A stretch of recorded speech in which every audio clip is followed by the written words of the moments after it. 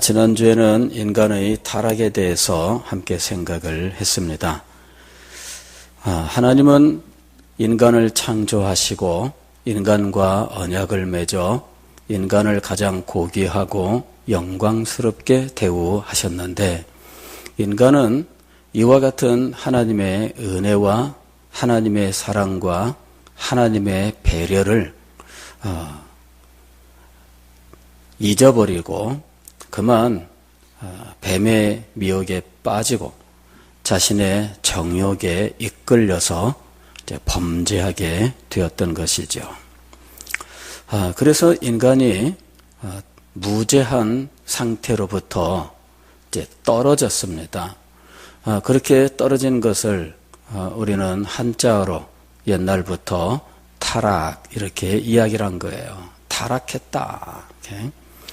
그래서 우리는 그 거룩하고 그 아름다운 지위, 그리고 그때의 그 복된 상태, 이런 것들로부터 떨어지게 되었고, 아울러서 하나님께서 언약을 통하여 그에게 주시고자 약속하셨던 이 생명의 은혜, 하나님의 백성이 되어 하나님과 친밀한 교제를 나누되 가장 가까이에서 하나님을 모시고 하나님께로부터 공급되는 모든 신령하고 영광스러운 것들을 마음껏 누리는 이 복된 상태, 이것을 우리는 지복의 상태라고 이야기합니다.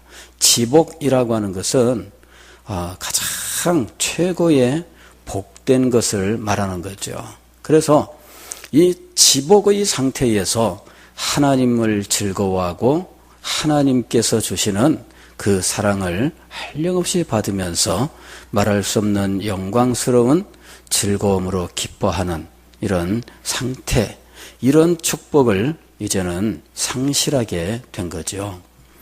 자, 인간이 범죄하게 되므로 왜 우리 모든 사람이 죄인이 됩니다. 제가 아담과 하와가 범죄한 것을 인간의 범죄라고 표현하는 이유가 무엇일까?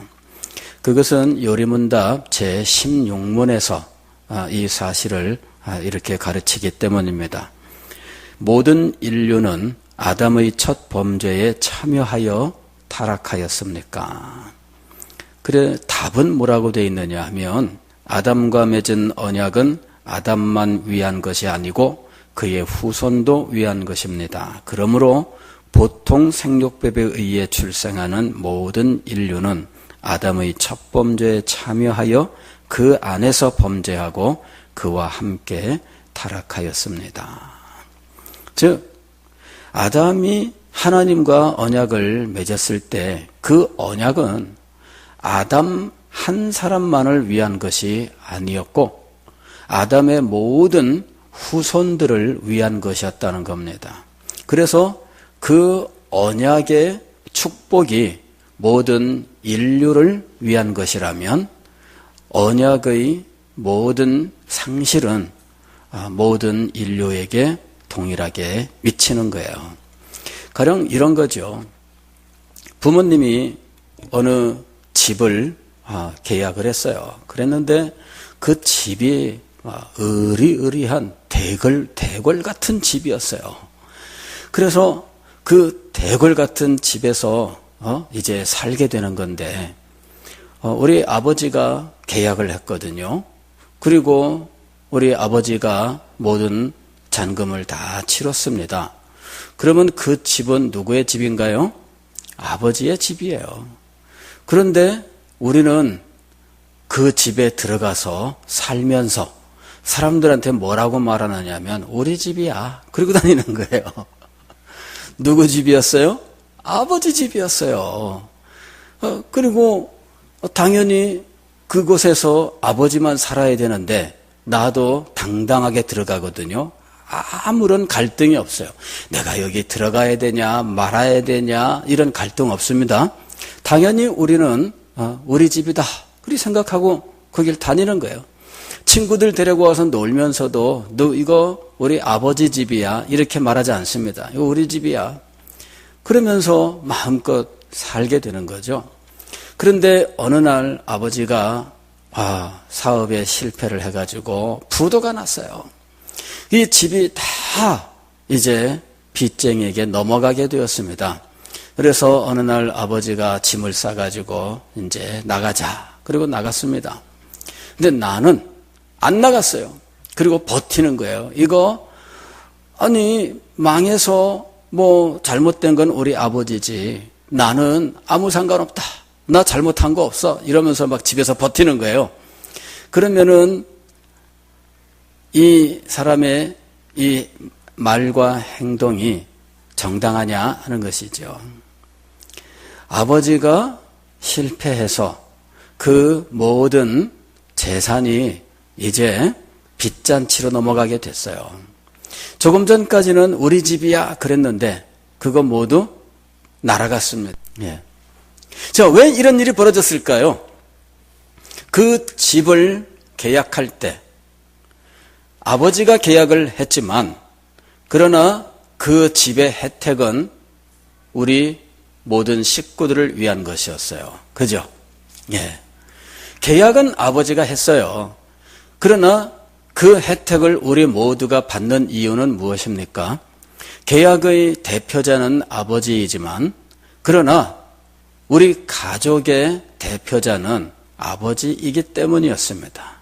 그러니까 계약의 대표자는 아버지이지만 그 아버지가 우리 가정의 가장이에요. 그래서 아버지가 행한 그 계약의 모든 혜택을 가족들이 함께 받는 거예요. 그런데 아버지가 실패했습니다. 그러면 그 실패로 인하여 오게 된 모든 결과들은 그 가족 전부에게 미치게 되는 거예요.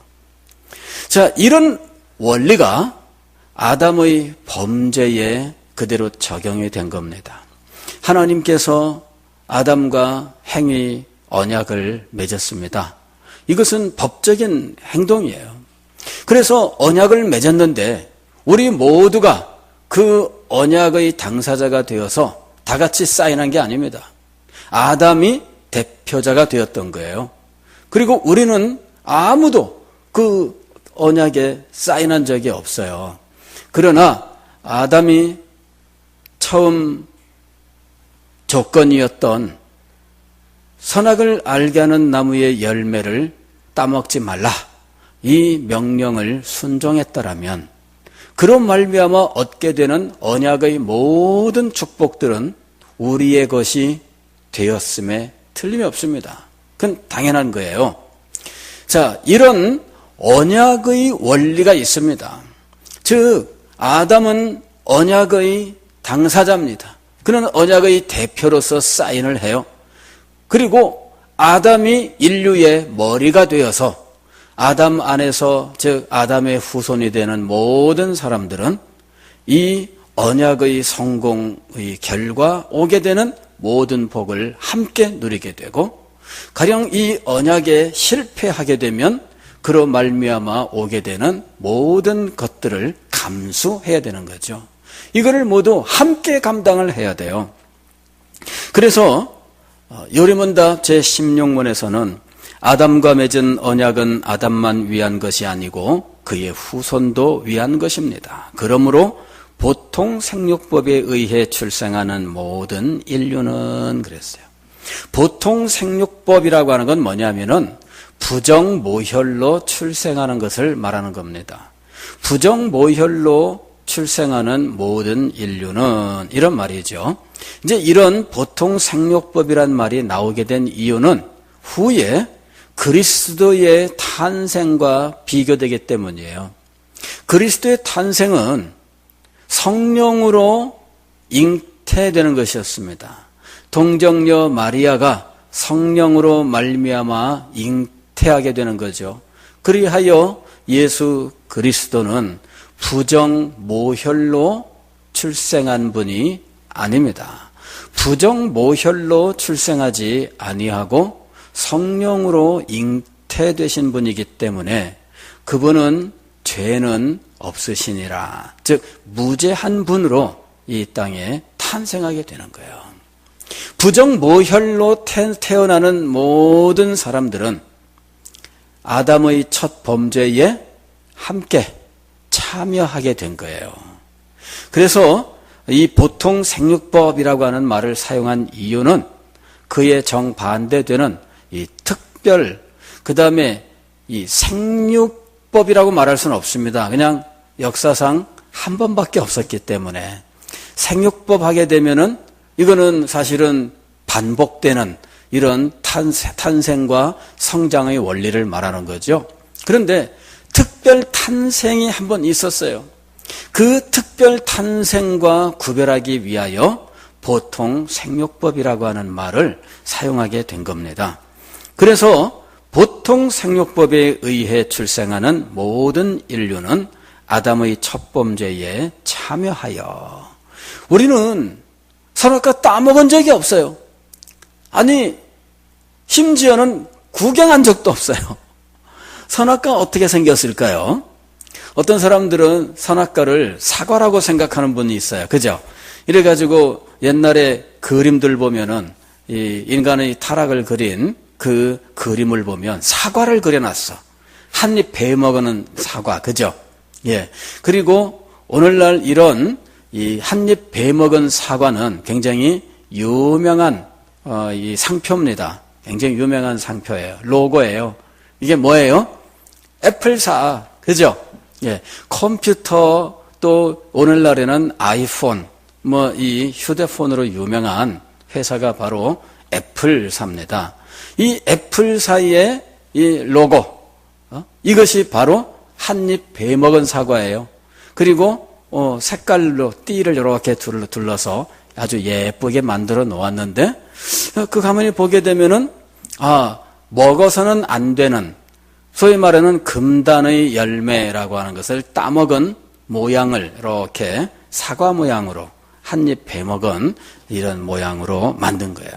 즉, 이 애플사를 만든 사람들은 이런 어떤 금단의 영역을 침범하는 어떤 이 도전적인 이미지를, 그런 정신을 갖고 있다.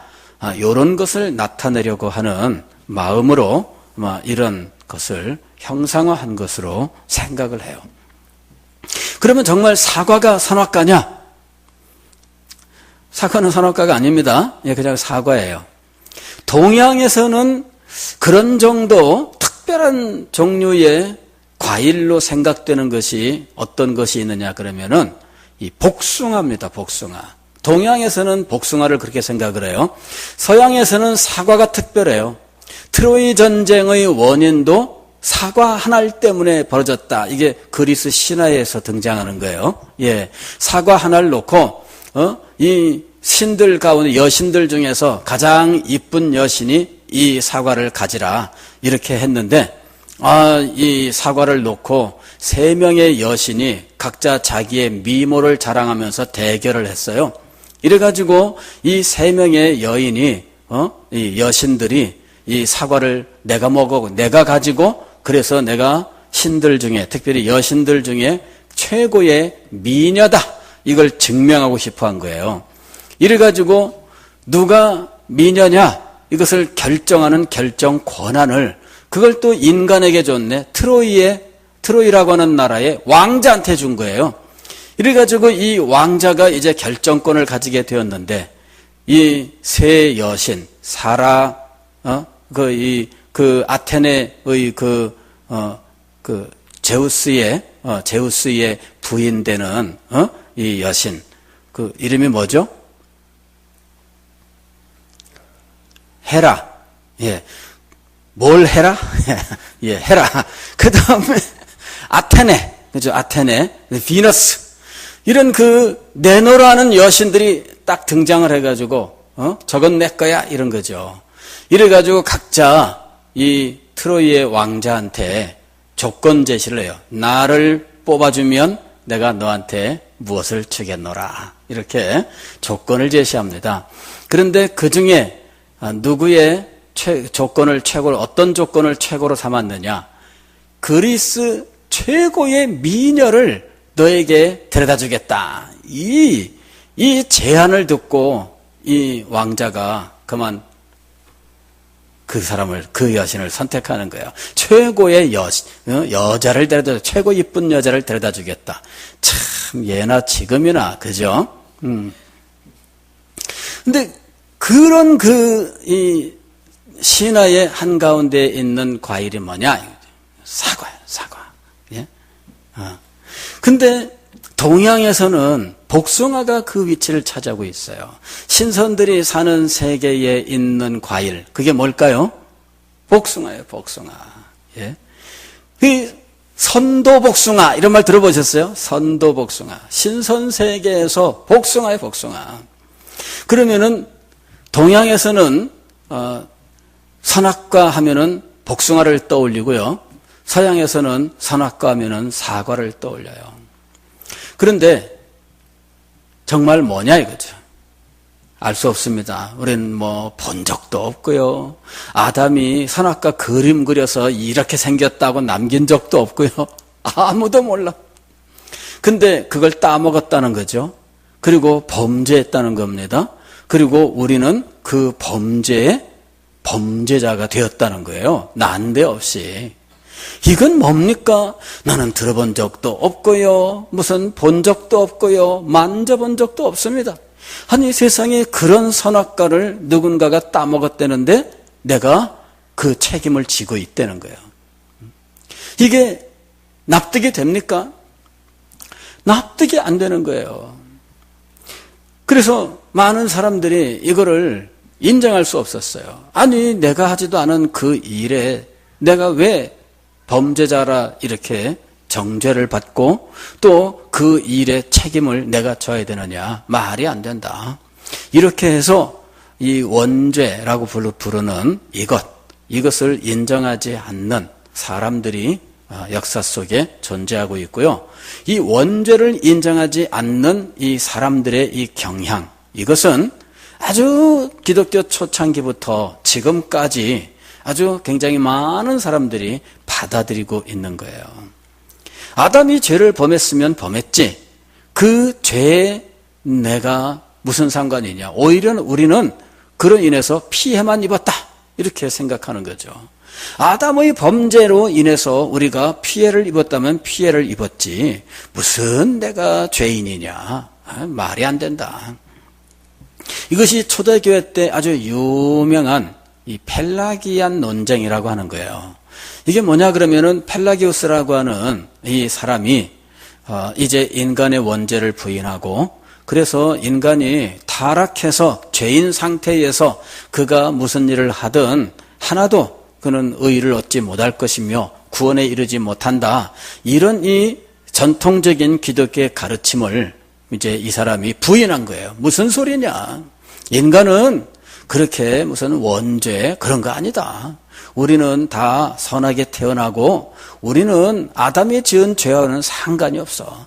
그래서 우리들은 지금 아주 성실하게 그리고 신실하게 깨끗하게 도덕적으로 살 수 있고 그렇게 살면 되는 거야. 그러면은 하나님께서 우리에게 구원의 은혜를 주시는 거지. 무슨 원죄가 있어가지고 그 원죄로 말미암아 무슨 선을 행할 수 없고 이런 거는 말도 안 된다. 이제 이런 주장을 하는 사람이 나왔습니다. 그리고 그와 같은 생각을 하는 사람들이 지금까지 소수가 아니라 사실은 굉장히 많습니다. 굉장히 많습니다. 오히려 오늘날은 기독교 안에도 아마 원죄를 인정하지 않는 사람들이 더 많은지 몰라요. 하여튼 그렇게 생각이 돼요. 유럽 교회를 보게 되면은 거기는 진정으로 그리스도를 구주로 영접한 실제적 그리스도인의 숫자는 많지 않을 것으로 보는데 명목상 교회에 속한 사람들이 많아요. 그런데 이 명목상 교회에 속한 사람들 가운데에는 이 성경을 하나님의 말씀으로 받아들이지 않고 일종의 연구 자료로 보는 사람들이 참 많아요. 그렇기 때문에 성경의 가르침을 그대로 받아들이지 않습니다. 심지어는요, 신학교에서 강의를 하고 있는 신학 박사가 있는데 논문 써놓은 것을 보면은 정통신학에 아주 최고의 수준의 논문을 쓴 사람이 있었는데 그 사람을 알고 보니까 기독교인은 아니래. 어떻게 그런 일이 가능할까? 그냥 학문으로 받아들이니까 예수님을 믿지도 않고 기독교인도 아닌데 이 사람이 신학 박사가 되고요.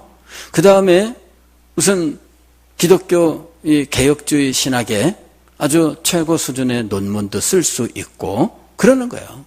그리고 그 논문을 보면서 진실된 그리스도인들이 성경의 이 교훈이 어떤가 이러면서 신학적으로 감동을 받는 거죠. 근데 신학적으로 감동을 주는 이 논문을 쓴 사람은 그리스도인이 아니라는 거예요. 그 사실을 알고 충격을 받은 사람이 있어요. 아니 어떻게 그리스도인도 아닌데 학교에서 이런 신학과정 공부를 하고 박사까지 받고 할 수 있느냐. 그리고 그런 사람이 어떻게 신학교에서 강의할 수 있느냐. 그리스도인은 아니라는 거예요. 그래서 아주 충격을 받았는데 그게 뭐냐면은 신앙 없이 학문만으로 신학을 할 수 있는 풍토가 그 나라에는 자리 잡고 있다는 거예요. 근데 그런 사람들이 사실은 이 내용들을 안 믿습니다. 그냥 공부 잘하니까 그냥 공부로서는 하는 거예요. 안 믿습니다. 이런 사람들이 많이 있어요.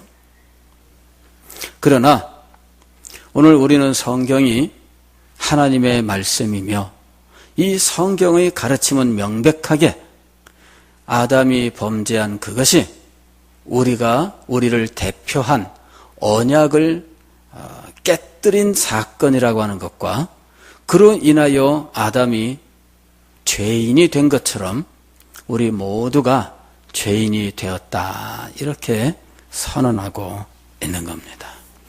그런데 죄인이 되었다는 말이 도대체 뭘까?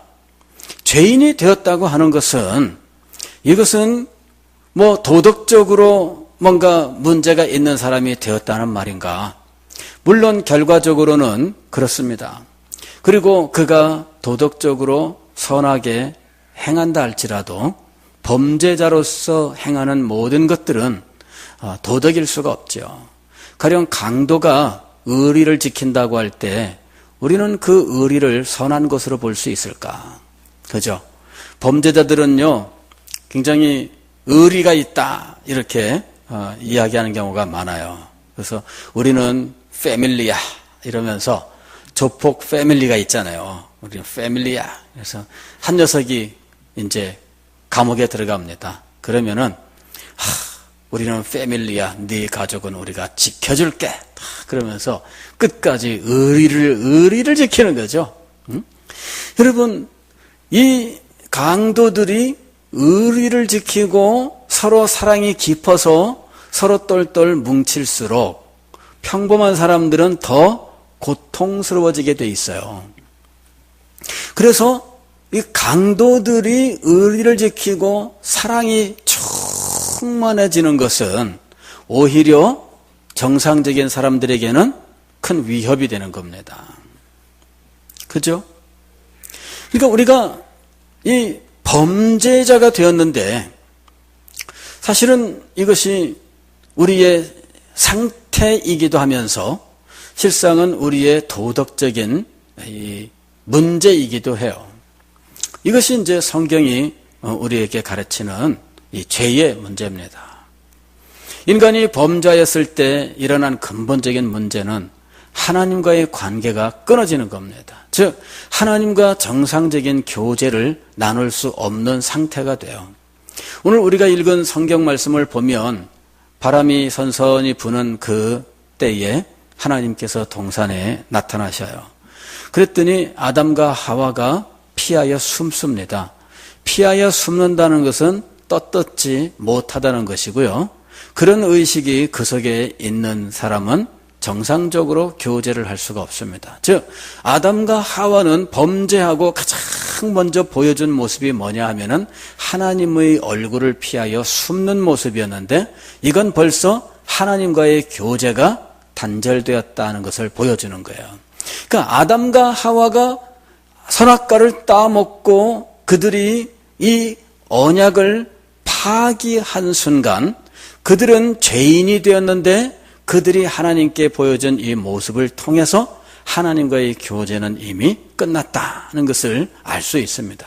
즉 범죄한 인간에게 가장 먼저 나타난 것은 하나님과의 교제의 상실입니다. 그리고 그것이 이 범죄의 핵심이에요. 범죄로 말미암아 인간이 겪게 되는 모든 비참한 일의 핵심이에요. 하나님과의 교제가 상실되었다는 거죠. 하나님과의 교제가 상실되면서 그는 모든 하나님이 창조한 이 세계 그 안에서 일어나는 모든 일들과 우리는 단절되게 되는 거예요. 부모님의 슬하에서 부모님의 모든 것을 자기 것으로 알고 사용하며 살던 사람이 어느 날 부모님에게 잘못하여 의절하게 되었을 때 부모님의 그 슬하에서 모든 것을 마음껏 사용하던 상태로부터 이제는 다 쫓겨나게 되는 거예요. 그러니까 범죄자로서 그가 비참한 자리에 떨어졌다면 사실은 그 이전에 모든 축복의 근원이 되었던 분과의 교제의 단절이 선행되어 있다 하는 거예요. 그러니까 인간이 범죄했을 때 하나님과의 교통이 사라지고 그리고 하나님께서 베풀어 놓으셨던 이런 모든 이 복된 관계들이 그 후에는 모두 무너지게 되어 있습니다. 자, 우리가 여기 성경을 읽어보게 되면 하나님께서 아담과 하와에게 하시는 말씀이 나오잖아요. 여기 보면은 이 16절 이하에 보면 이렇게 돼 있어요.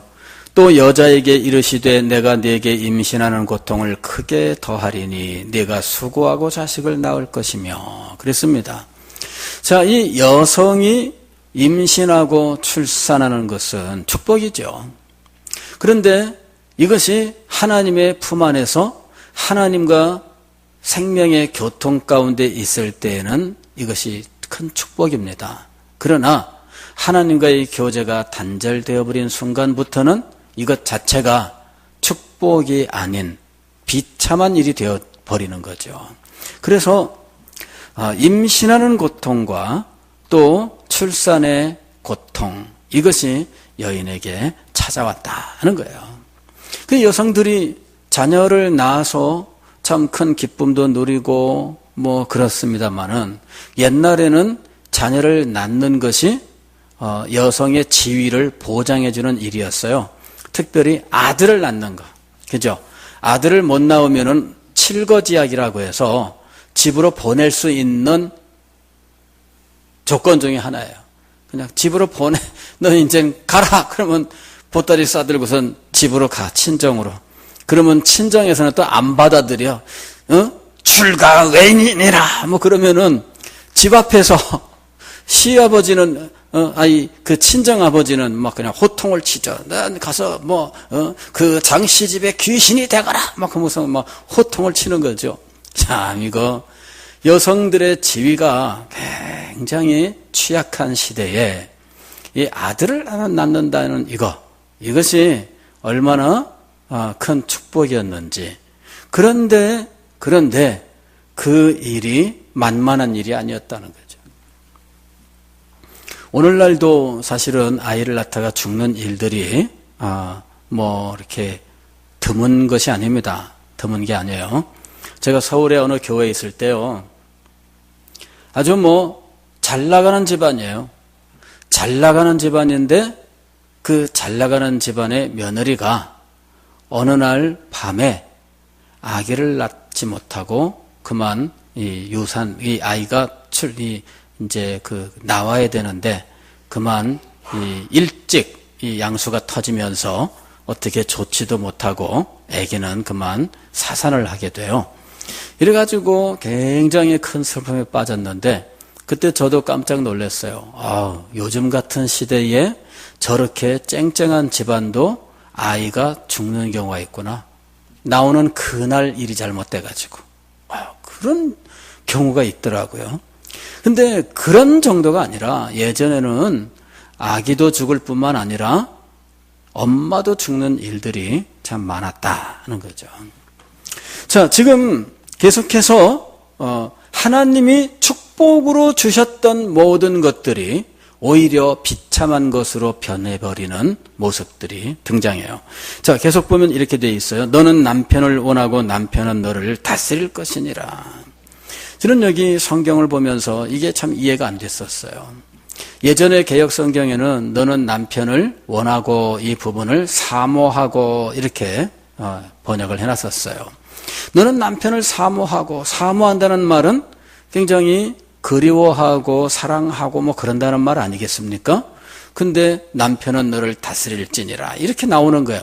이게 말이 서로 이게 대꾸로서 맞는 말일까요? 그래서 이거를 너는 남편을 원하고 라고 바꿔놓았는데, 바꿔놓았어도 이게 대꾸가 안 맞아요. 너는 남편을 원하고 남편은 너를 다스릴지니라. 이게 도대체 이게 뭔 말일까? 학자들도 이게 무슨 말인지 잘 알지를 못해요. 그래서 원하고라는 말의 이 원어의 어근이 뭐냐, 그리고 그 어근이 원래 어떤 의미를 가지고 있느냐 막 다 따져봤는데 성경 히브리어 자체가 무슨 사전이 있는 것이 아니라서 그래서 이 의미를 정확하게 밝히질 못해요. 그래서 이 의미를 주변에 있는 나라들 언어들과 비교해 가면서 이래가지고 이게 아마 이런 말 아니냐 이런 말이 아니냐 추측을 해가지고 이래가지고 이렇게 그냥 원하고 이렇게 이제 번역을 해놓은 거예요. 그러면 추측을 한 이 말의 원어 그 어근은 뭐냐? 그 어근은 짐승들이 이 사자가 먹이를 사냥하기 위하여 살금살금 이 초원 풀 사이로 기어가다가 그리고 최대한 가까이 가서 숨을 죽이고 가만히 탁 기다리고 있습니다. 그리고 몸은 긴장 탁 하고 기다리고 있다가 틈이 딱 보이는 그 순간에 탁 하고 튀어나가는 거잖아요. 그러면 그 순간 무리를 이루고 있던 이 초식동물들이 사방으로 팍 튀는데 목표했던 그거를 사자가 쫓아가는 거예요. 목표했던 거. 사방으로 팍 도망간다고 해서 도망가는 10마리, 20마리, 100마리 쫓아가는 게 아닙니다. 잔뜩 노리고 있을 때 정했던 한 마리의 목표, 그걸 향해 가는 거야. 그래서 이 한 마리가 팍 하고 도망가면 이쪽으로 도망가는 거, 쫓아가는 거예요. 그때 요 목표를 정하고 탁 웅크리고 있는 그 상태, 그것이 바로 이 원하고라는 말의 어근이다. 그러니까 그 어근으로 생각하면 이게 무슨 말이에요? 남편을 노려보고 있는 거야, 여자가.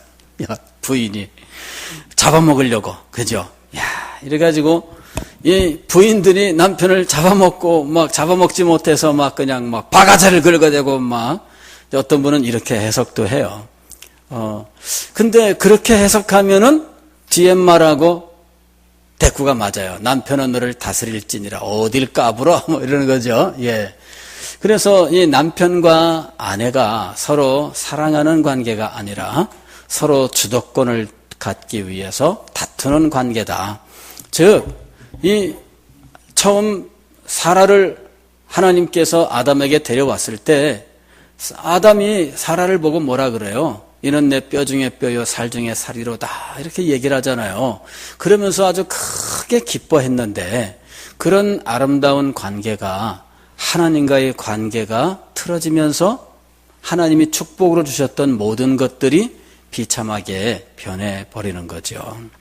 아담에게는 이런 일이 일어납니다. 17절 보면 네가 네 아내의 말을 듣고 내가 네게 먹지 말라 한 나무의 열매를 먹었은즉 땅은 너로 말미암아 저주를 받고 너는 네 평생에 수고하여야 그 소산을 먹으리라. 그러니까 땅이 저주를 받아 이제는 순순히 이 열매를 내주지 않습니다. 땅은 경작을 하고 막 그래도 그가 경작해 놓은 것을 많은 것들이 와서 빼앗아 먹어요. 벌레들이 갉아먹고 새들이 쪼아먹고 막 이러면서 짐승들이 파헤쳐 먹고 이러면서 그잖아요. 그러니까 인간이 뭔가를 심으면은 땅도 그만큼 생산을 보장해주지 않고 주변에 있는 모든 것들이 달려들어서 이것을 갉아먹고 쪼아먹고 헤쳐먹고 막 이러고 있는 거예요. 이래가지고 그냥 인간은 수고는 수고대로 하는데 수고한 만큼 얻지를 못하는 거죠.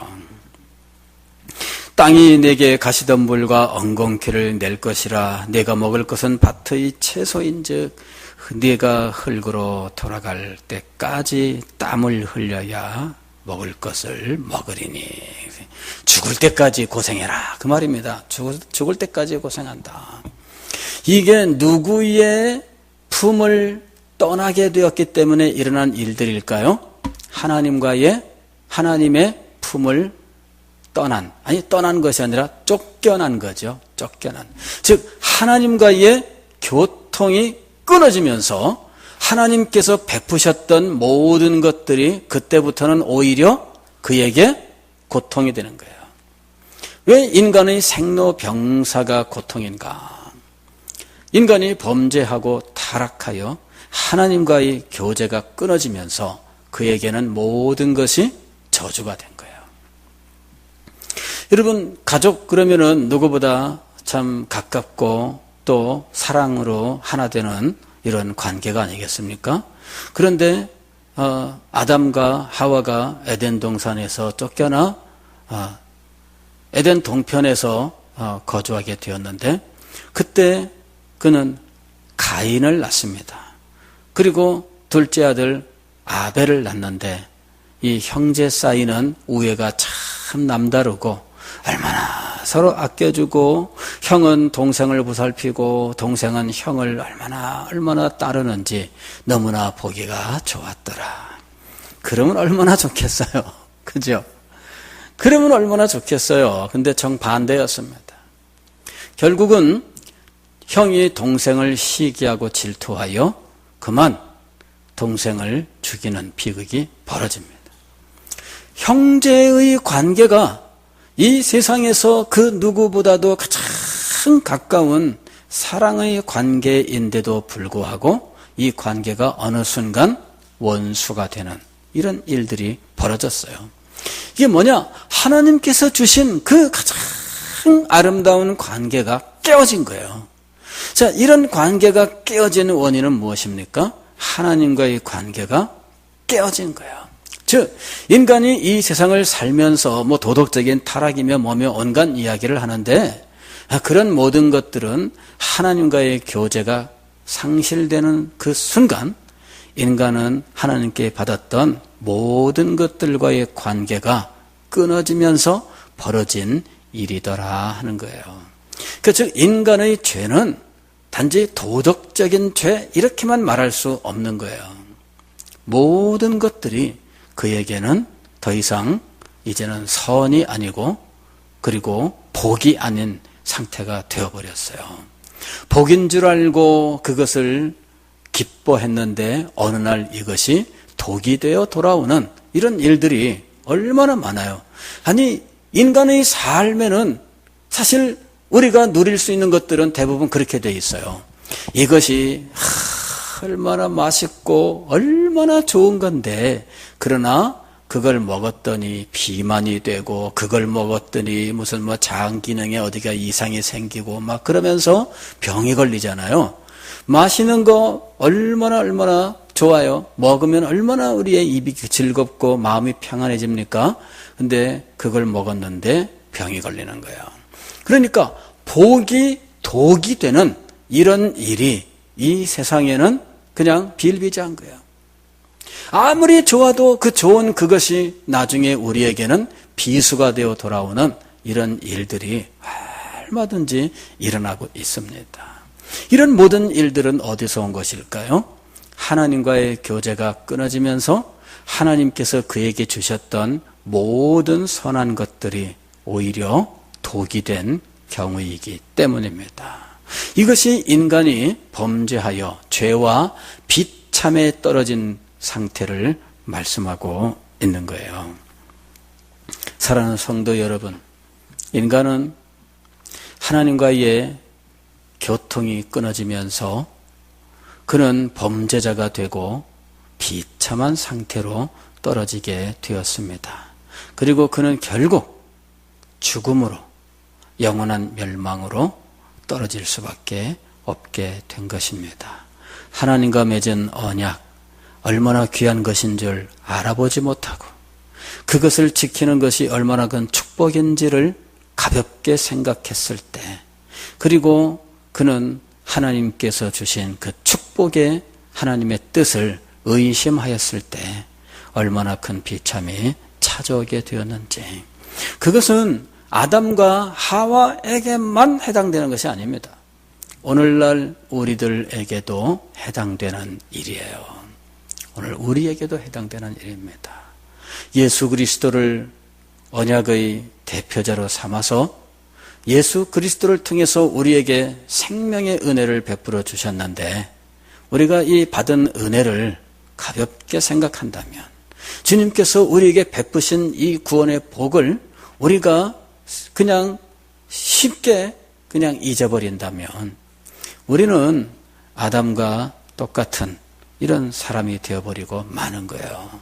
그래서 오늘날 우리는 하나님의 은혜, 하나님의 그 축복, 하나님의 본 뜻, 이런 것들에 대해서 늘 깊이 생각하고 이것을 우리의 마음에 새기면서 하나님을 신실하게 섬기는 자리에 나가야 할 것입니다.